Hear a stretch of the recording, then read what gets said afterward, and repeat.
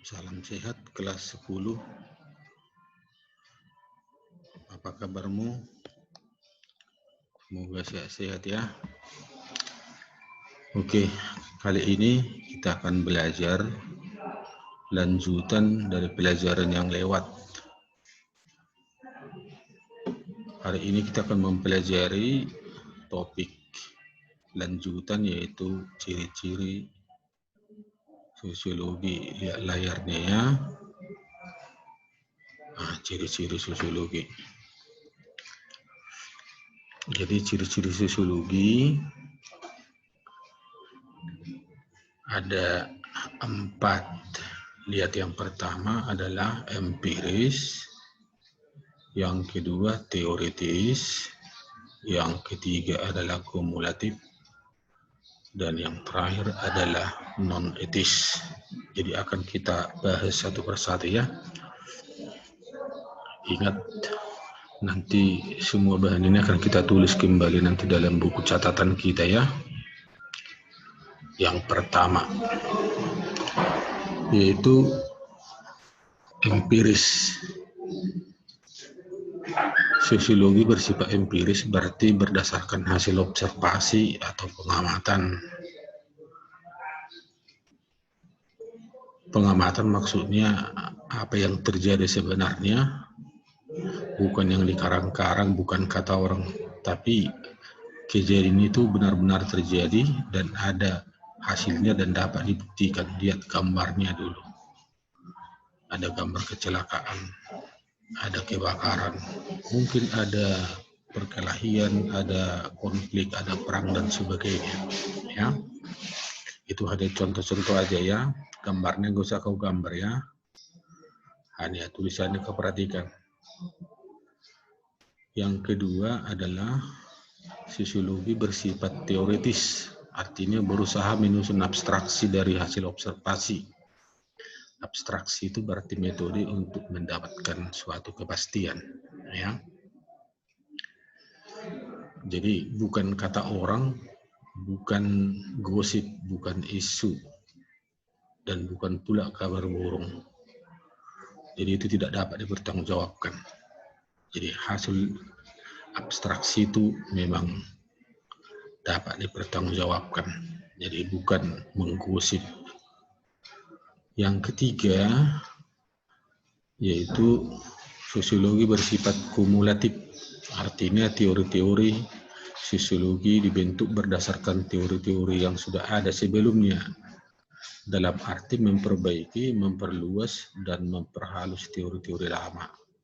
Ya, karena ilmu selalu berkembang, maka teori yang sudah lama akan banyak lagi ahli-ahli berikutnya untuk memperbaiki, memperluas, memperdalam ilmu itu. Contoh saja misalnya seperti ini. Foto ini adalah foto Auguste Comte, yaitu yang kita kenal sebagai bapak sosiologi sedunia, dan teori-teorinya banyak dikembangkan oleh ahli-ahli yang lain. Misalnya dari Indonesia ini dia, Surjono Sukanto, ini ahli sosiologi kita dari Indonesia.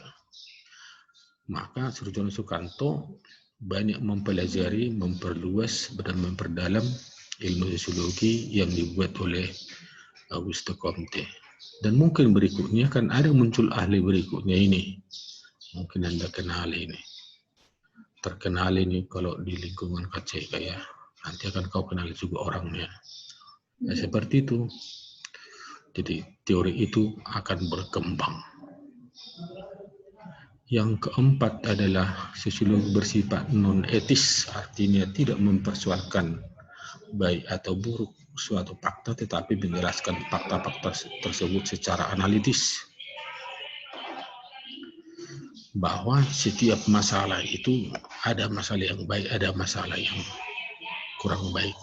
Dan biasanya para ahli tidak melihat baik atau buruk suatu fakta itu, tapi dia akan jelaskan secara analisa. Ya. Misalnya ada kasus dalam masyarakat yang mungkin menakutkan, yaitu Seperti ini misalnya, banyak kasus-kasus bingung ganjang di masyarakat, santet, ya, guna-guna, magic-magic, itu sesuatu yang tidak baik. Tapi turunnya para ahli di sana akan menjelaskan bagaimana fakta itu yang sebenarnya, bukan menjelaskan bahwa itu buruk, ya, tapi apa yang sebenarnya itu yang dia akan tulis dan akan dijelaskan kepada masyarakat. Seperti ini misalnya, ya. Jadi apabila Anda berjumpa yang seperti ini, minta salaman, jangan ditanggapi, langsung bilang, awas, social distancing, jaga jarak, awas corona akan menghampirimu. Maka kalau sudah demikian, ya kita hati-hati. Kau salam pula, nanti datang pula yang aslinya kan. Nah, seperti itu. Jadi tugas kita nggak banyak sekarang, bahan kita juga tidak banyak. Maka yang pertama, Anda catat dulu materi ini dalam catatanmu, ya. Kemudian materi yang dimaksud yaitu teks-teks yang tadi, ya, seperti mulai dari sini, ini,